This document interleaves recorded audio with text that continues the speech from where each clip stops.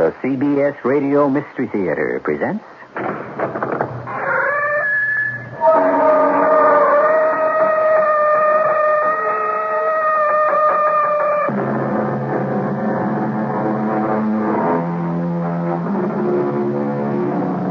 Come in.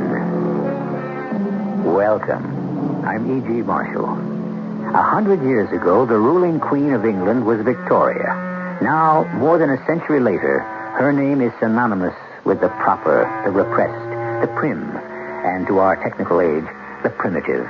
An old-fashioned era, we'd say today, where things didn't work too well. What worked exceedingly well, however, was English law enforcement.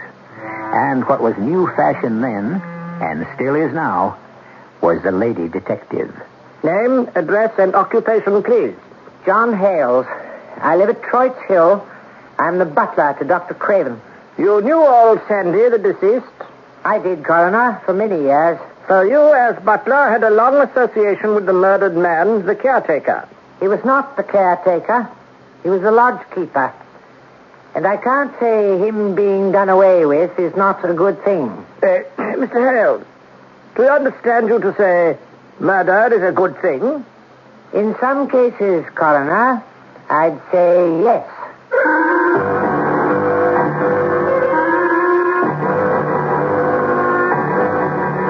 Our mystery drama, Murder at Troytes Hill, was adapted from the story by C.L. Purkis, especially for the Mystery Theater, by G. Frederick Lewis, and stars Marion Haley.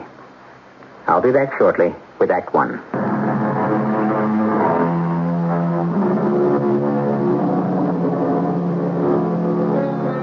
Did we use the word old-fashioned to describe the Victorian era? True, many of the conveniences we take for granted today hadn't even been invented a century ago. The phonograph, the bicycle, electric lights, the motor car, all to come. The telephone had only just been patented. Nevertheless, in Victorian times, if you sent a telegram in London, it would be delivered in 1 hour. If you mailed a letter before lunch, the recipient might be reading it before dinner. And as for crime detection, suppose we let Loveday Brooke, London's first policewoman, paint the scene for us. It was a beautiful spring day. Although Mom and Dad had brought me up in London, and I was born and bred a city girl, I longed for country life and enjoyed every moment I could going out by train just to see grass and trees. This trip, however, was not for pleasure. A murder had been committed, and I had been detailed to assist Inspector Griffiths of the local Cumberland police, who was driving me in a dog cart to the scene of the crime. Troytes Hill, ma'am. That's the name of the place. Is it far, Inspector? We're almost there, Miss Brooke. It is Miss, isn't it? You're not married, are you, ma'am? Oh, I don't imagine any man in his right mind would like to be married to a policewoman. Well, I don't know. My wife seems to enjoy being married to me, and I'm a policeman. So, marriage has no interest for you, Miss Brooke? You may call me Loveday, my given name. No, Inspector. My answer to your query would be marriage is not for me at the moment. However, what does interest me is this case I've been assigned to. Yes, murder. Loveday, the victim was an old man with no money to speak of, and so far as we know, no relatives. He was the caretaker of that mansion you see there, looming up ahead of us. That is Troytes Hill. That is quite an estate. Who is the owner? Dr. Hector Craven, a widower. And the murdered man's name? Henderson, known hereabouts as Old Sandy. What else can you tell me? Only this. Apparently no motive. Whoa. Here we are. Uh-huh. These chalk marks on the cottage floor here are, I presume, where you found the body. Looks as though the victim had fallen back inside from the window. Exactly. Must have been looking out into the garden and got bossed on the head. We found him lying right there in his nightshirt. Blunt instrument? More like a hammer than a croquet mallet. Which you have not found. Not yet. What do these premises consist of, Inspector? Merely this living room, the tiny kitchen, the bath at the back of the cottage, and the bedroom. Nothing's been touched. Come see. This is the bedroom. Gracious. It appears as though a hurricane had struck. Well, we had no idea what to make of this, and I have not been able to make a thorough examination as yet. Good, lovely. You have your notebook out. An old habit to reinforce a rotten memory. Now, item 1, the bedclothes rolled up and stuffed into the chimney. Item 2, bedstead overturned. Item 3, chair on top of table. Item 4, fender and fire irons lying on washstand. Item 5, clock upside down on mantel. Have you had a look at the contents of the cupboard, Inspector? Only briefly. Clothes all here. Money box doesn't appear to have been tampered with. Evidently, robbery was not a motive. Was the door unlocked when the body was discovered? The butler who discovered the deed told me it was. That would account for it. Account for what? The old man looks out the window, is hit on the head, falls back inside, and either the killer or somebody else enters and acts like a college boy on a rampage, turning the place topsy-turvy. You're of the opinion, then, that all this was some sort of prank? Well, look on the floor there, Inspector, near the door. The vases, the pipe rack, the pipes, the Chelsea and Staffordshire figurines are lined up on the floor as though they were marching out the door. Who would bother to play tricks with furniture, having just killed a man? A young lady, as I have said, a madman. There is an asylum not far from Troytes Hill. Where to now? The inquest. Having just come down from New Scotland Yard and the kind of inquest performed, I was ill prepared for the, shall we say, informality of like doings in the town of Grenfell in Cumberland. Alexander Henderson, known to all and sundry as Old Sandy, met his death at the hands of a person or persons unknown, so far as we know. We call upon Dr. Craven. Kindly be seated, Doctor. It's a sorry affair that brings me here today. Very well, indeed. Death is a sorry affair. Do you know, or rather, should we say, did you know Old Sandy? Oh, yes, very well indeed. How long have you known the deceased? 25 years. He was in my employ when my dear wife was still alive. Even before our boy Harry was born. And what was the last time you saw Old Sandy alive, Hector? I'm not sure as to the hour, but it was the day that John found him. I mean, the next morning. Oh, terrible thing.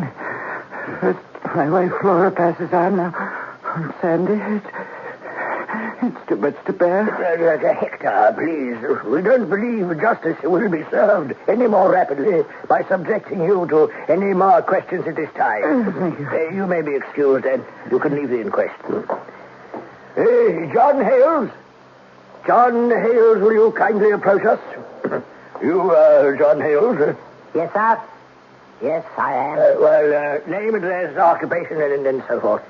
John Hales, Troytes Hill. I'm butler to Dr. Craven. Sir, you knew the deceased? I did. For many years. So, you as butler had a long association with the caretaker of Troytes Hill, old Sandy. He was not the caretaker. He was a lodge keeper. And if you ask me, he did roam all round the place. But then he was Dr. Craven's favorite. Do we gather you have reservations as to old Sandy's value? So he thought he was valuable. He threw his weight round in something chronic, lording it over us. The maids will tell you the same thing, so will cook. I'm almost sure that sometimes even the doctor took orders from old Sandy. No, I can't say his being done in is not a good thing. Mr. Hales, do we understand you to say murder is a good thing? In some cases, yes. Old Sandy didn't know his place. The gardener's boy did all the chores, and he'd loll about in the main house eating meals with the doctor, acting like he owned the place. Any concluding words, Mr. Hales? Just two. Good riddance. Well, you may return to your seat, John, but kindly remain at the inquest in case we should wish to put you to further questions. Has Harry Craven arrived? Yes, Inspector? No, he is not here, but a note to you, Coroner, has arrived. It is a doctor's certificate. May I present it? Of course. As to whom it may concern, Harry Craven has contracted typhoid fever and has been taken to Grenfell Hospital. Dr. James Gilbert. So, the young man is not available.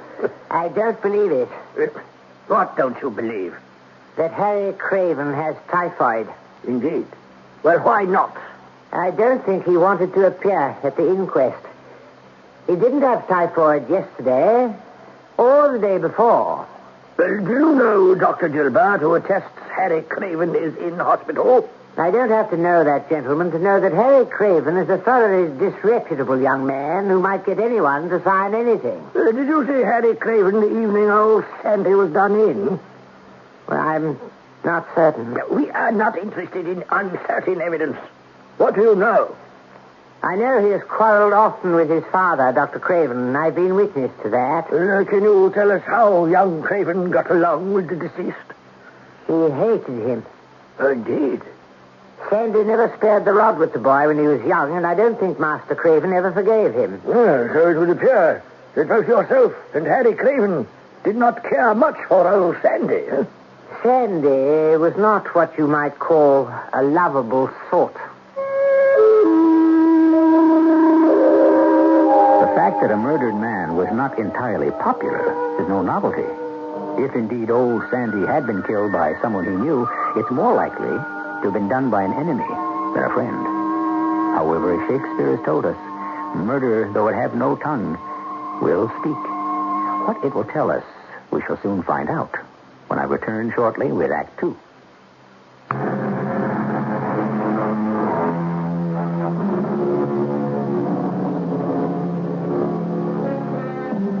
It was a new experience for Inspector Griffiths of the local Cumberland Constabulary to have an attractive female assisting him in the performance of his duty. A woman policeman was something of an experiment in Victorian times. But then Loveday Brooke had come highly recommended by Scotland Yard as both stubborn and dedicated, which was quite a recommendation, since that is what people said about Queen Victoria herself. I might have expected such a verdict. Your coroner had no evidence to the contrary, and no alternative. Murder by person or persons unknown. It's our duty to make that person or persons known. It has occurred to me, Loveday, we might learn a good deal more by conducting our investigation from the inside. You regard it as an inside job, do you, Inspector? I would say so. It so happens that Dr. Craven occasionally employs the solicitors, Messrs. Wells and Sugden, who it happens have from time to time assisted me in my police duties with information and the like. Through them, I learned that the good doctor is anxious to secure an amanuensis. You mean a secretary? I immediately offered your services, Loveday. Gracious, you don't let the grass grow under your feet, do you? Well, I said you were a friend, Loveday. A lady of impoverished means who would gladly undertake the duties for the munificent sum of £1 a month. I think my shorthand is barely worth that much. The old doctor, being quite a skinflint, I understand, jumped at the offer and is anxious for you to be at Troytes Hill as soon as possible, notebook and pencil in hand.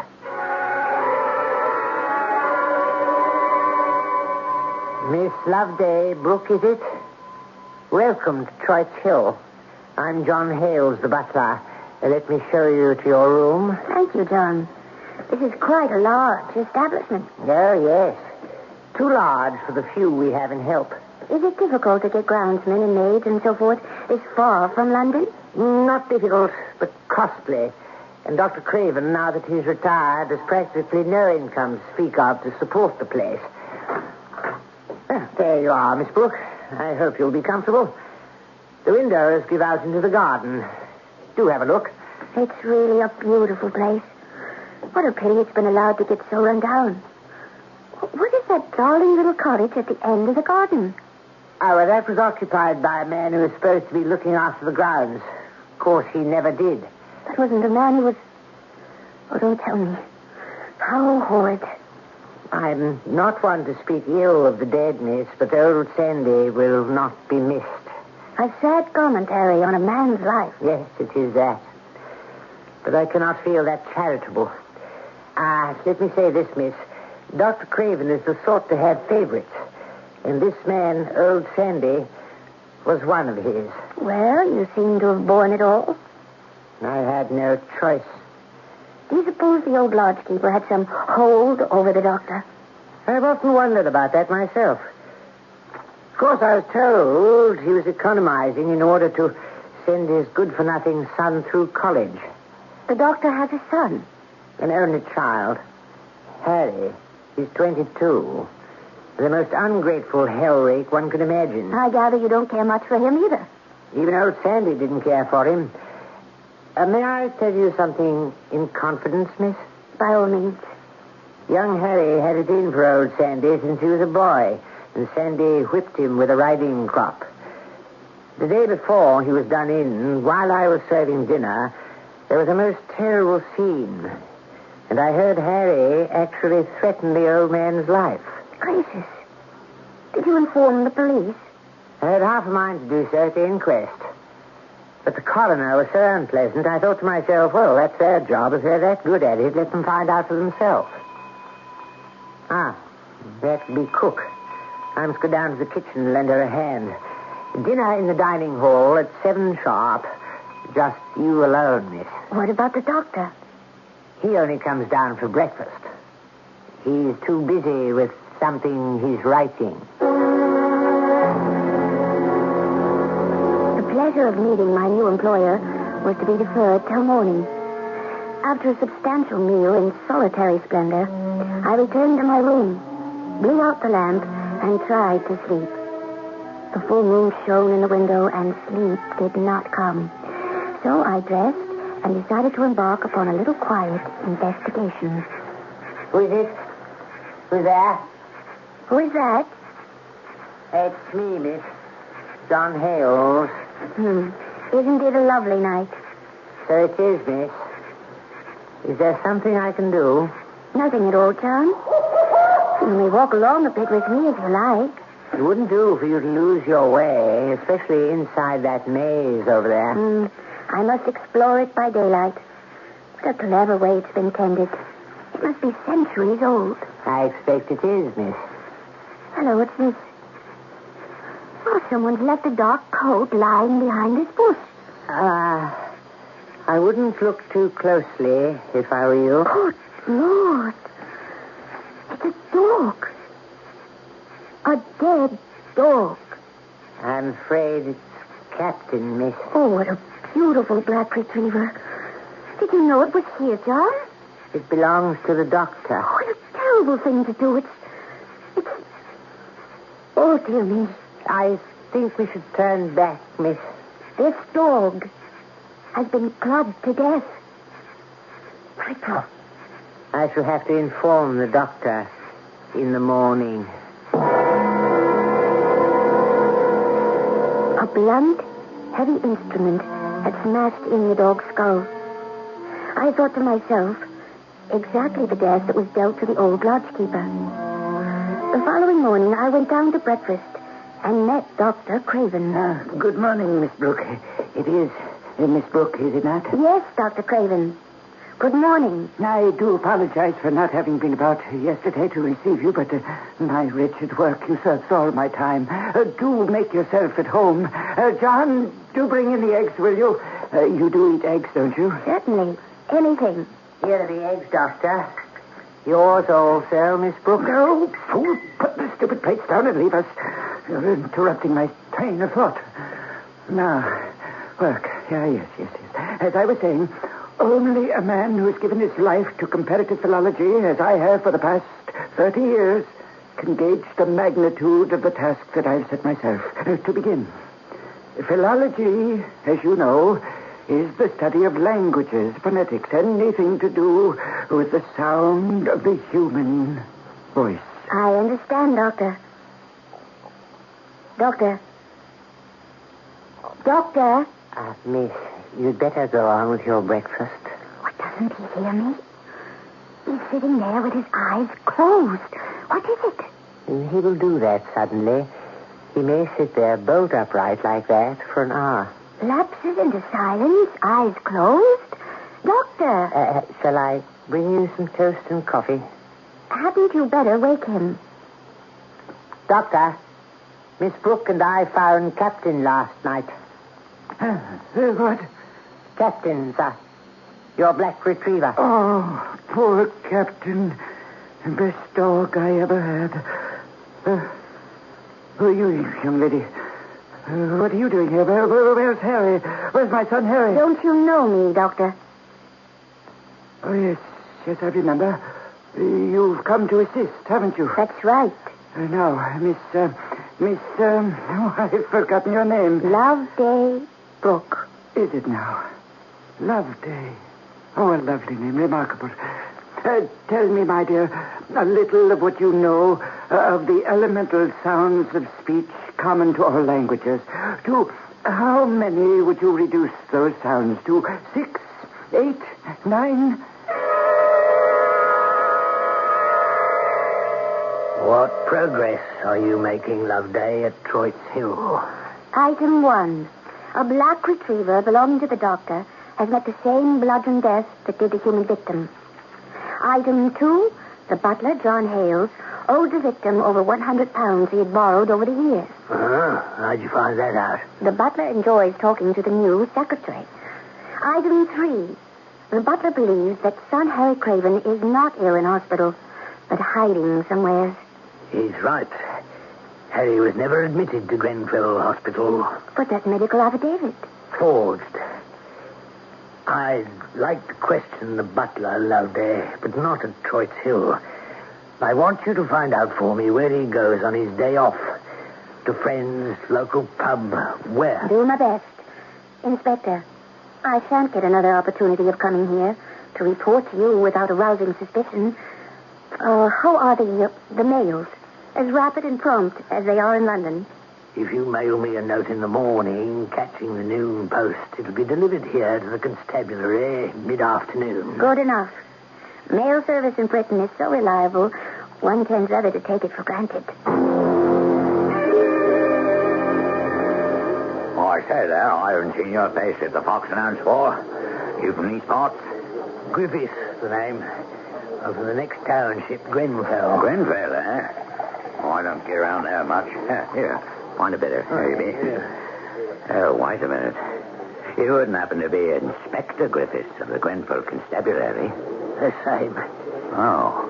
Well, are you here on business? One might say so. Our profession. Police business? I'm hoping to meet John Hales. Do you know him? Well, that's the butler at Troytes Hill. He drops by on his day off sometimes. What is it? Why? The murder. The murder? Of old Sandy. Oh, yes. Murder. Is Hales a suspect? No more than anybody else. Is that a fact? No more than, shall we say, young Harry Craven. Harry Craven? Yes. Do you know him, McQueen? Well... Surely you must. Yes. I was thinking of someone else. Yes, I know him. McQueen? What are you hiding? Well, nothing, sir. Something to do with John Hale? No, I'll show you. Oh, all right. It's been preying on my mind ever since the night old Sandy was killed. You see, shortly after 11 o'clock, Harry Craven came to my house with something wrapped up in paper. It was a valuable piece of silver plate and some ape-bone. Excuse me, are you certain which night it was? Last Sunday? Yes, because the Fox and Hounds were shot. I was at home. A valuable silver piece, yes. And? Well, Harry said he wanted to go up to London, start out for himself, not depend on his father anymore, make a clean break. And would I loan him £100 on the big silver piece? I'll show it to you. I have it here under the counter. Here, you'll see. £100. It's worth 10 times that. I know that. At any rate, all I could do for him was 10 sovereigns. Which you gave him in exchange. Only as a loan, mind you. At what time Sunday night was it? 11 o'clock. Oh, here comes the man you want to see. Hello, John. I have seen that Ep0817 before. What you doing here? Hey, John Hales. I am, sir. It belongs to Dr. Craven. We kept it on the sideboard. He wants to see you, John. Oh, yes. Yes, I thought I recognized you, sir, from the inquest. John Hales, I must caution you that any statements you now make which you did not give in evidence at the inquest will be regarded with some suspicion. Do you two gentlemen be good enough to accompany me back to the constabulary? I think we should have ourselves a little talk. As they say, the plot thickens. Murder complicated by theft, complicated by incriminations. It would appear that all those we have met have something to hide. Perhaps somewhere in this mass of evidence and accusations lies the truth. More when I return shortly with Act 3.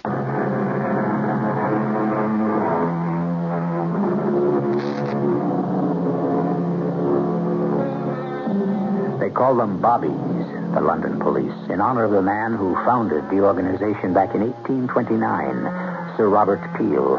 Sir Robert once said, "Murder cannot be hidden, nor the murderer. To a criminal, the world is made of glass, and peace officers must persevere and look until they see." But it's not enough to know to look. You have to know where. This exasperated policewoman, Loveday Brooke.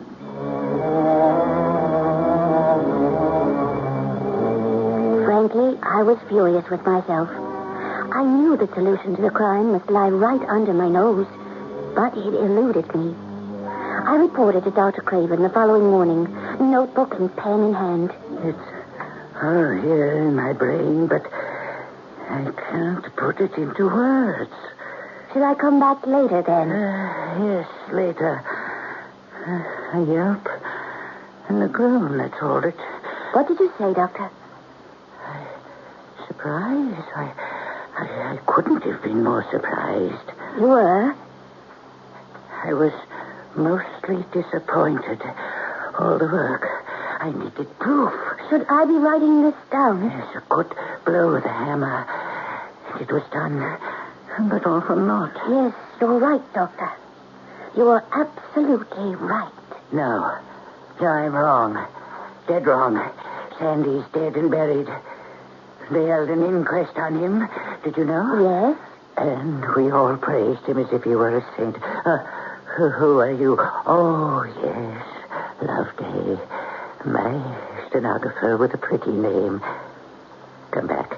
Come back at tea time and we shall continue this important work. The old doctor didn't have all his wits about him. He was making himself almost believe it was he who killed old Sandy. Strange that no one warned me about him. My years of police training alerted me to danger. I went out into the garden and sat myself well inside the maze to write a note to Inspector Griffiths. I wanted to catch the noon post. It was urgent. I heard voices. John. What? Who is it? It's me, Harry. Master Harry. What are you doing here? I've come back. Is it true about old Sandy? Don't you know? Yes, I was told. I had to come back. I was on my way to London and got as far as Scarborough, and I thought, no, I mustn't go away like this. Ah, indeed? I don't remember if you were there, John, but I had ugly words with my father. It seems I've been quarreling with everyone these days. I've come back to apologize to him.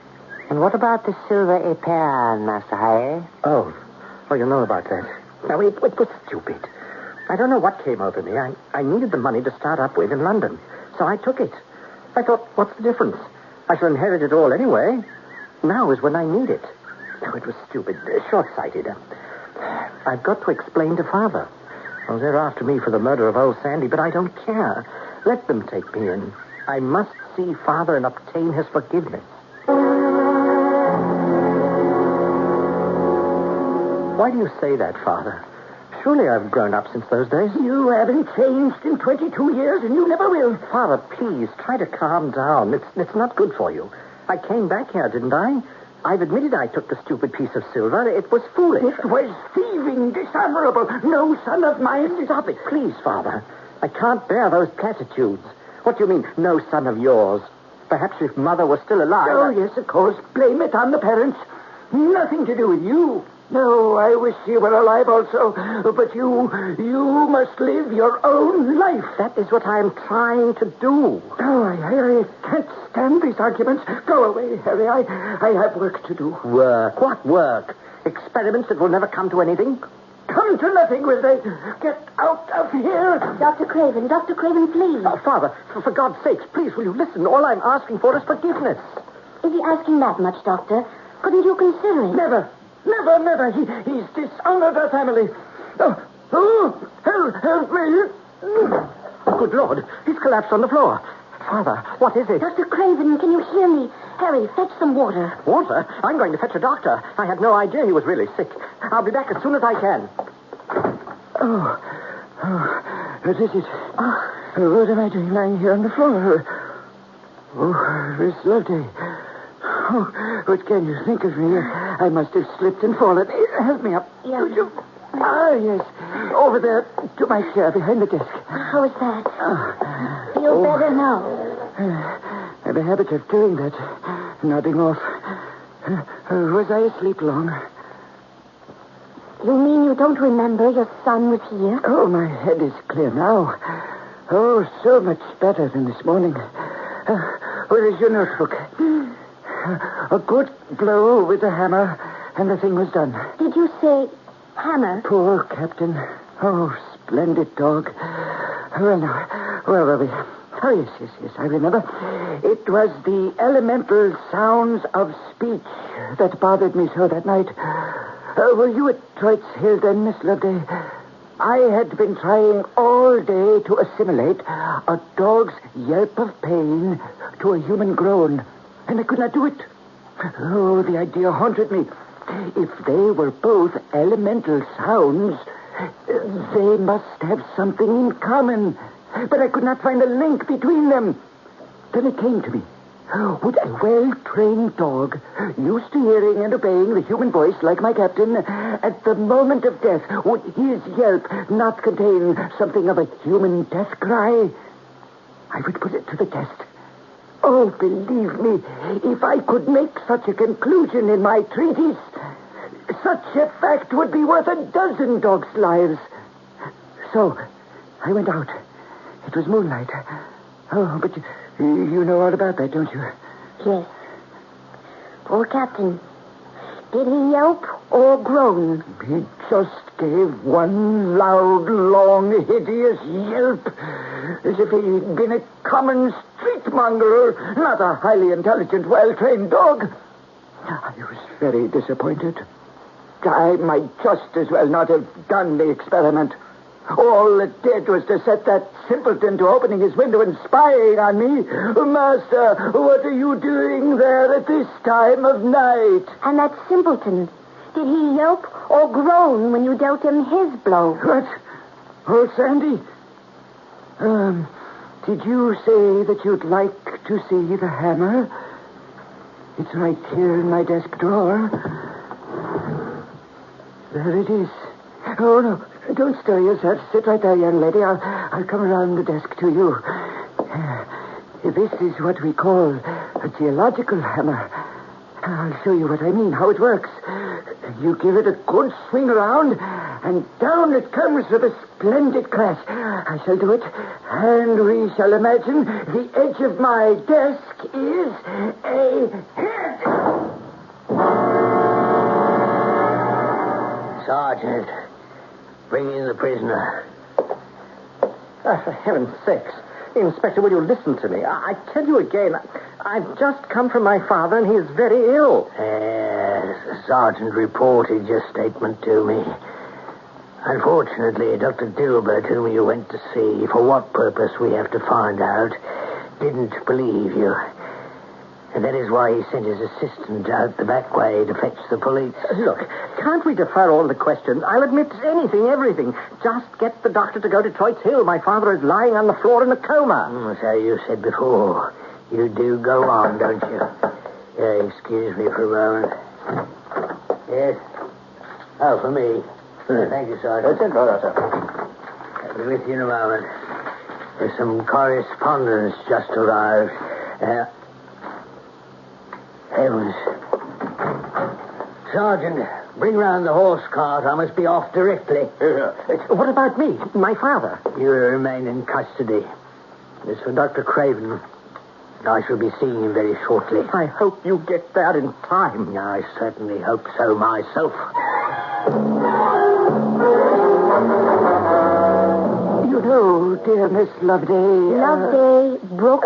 Yes, of course. I have been thinking. I wonder what sort of a sound you would make if I were to give you a little tap with this hammer. Just there, on your lovely forehead. Elemental sound it would be, naturally. Wait a minute, Doctor.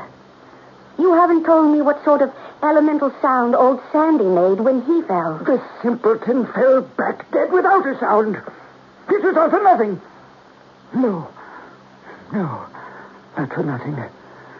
I do it again and again, like so, and so. Oh, the pity of it all was that he fell without a sound of any sort. It is only this moment occurred to me that a woman in her death agony would be very much more likely to give utterance to an elemental sound than a man. Oh, no, you don't! Now lie there quietly, Doctor. I'm sorry I had to knock you out.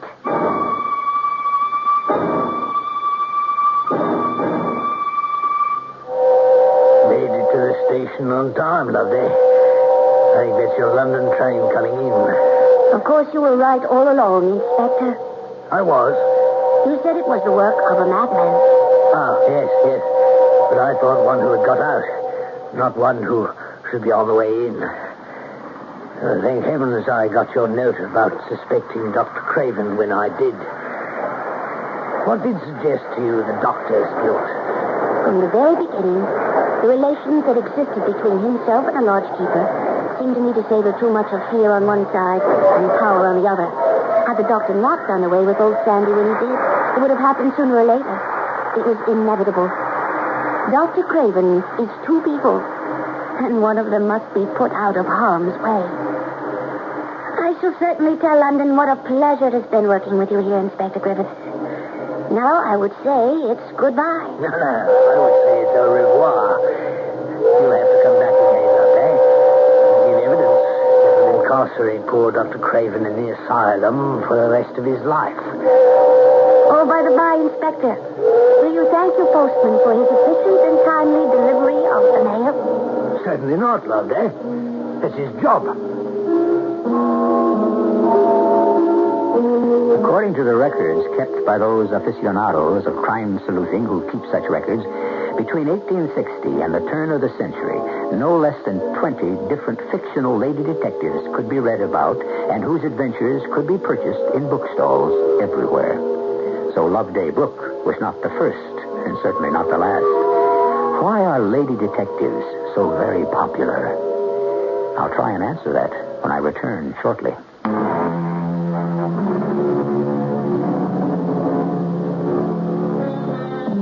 As I was saying, why has there always been such an interest in the ladies who fight crime? From Loveday Brooke to Modesty Blaze. Back to Sir Robert Peel and that famous Englishman for a portrait in words. The intuitions of women are better and readier than those of men. Her quick decisions without conscious reasons are frequently far superior to a man's most careful deductions. Our cast included Marion Haley, Robert Dryden, Earl Hammond, and Ray Owens. The entire production was under the direction of Hyman Brown. And now, a preview of our next tale. What's your name? Baldy. Baldy.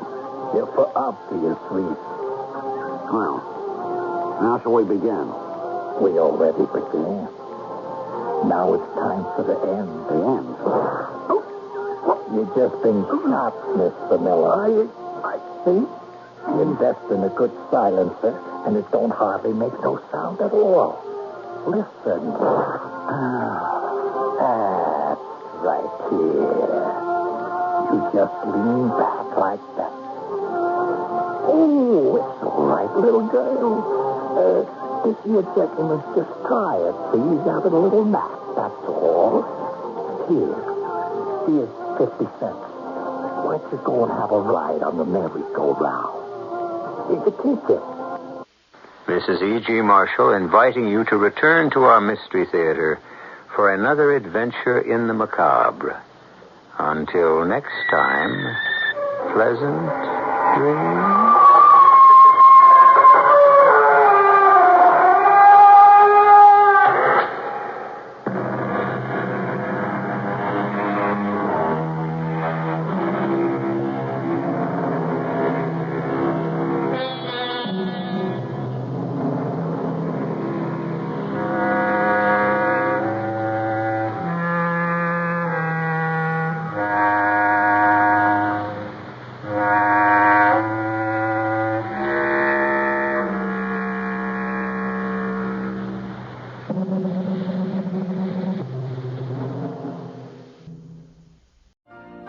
You've been listening to the OTR Gold Network. Find more classic radio at otrgold.com.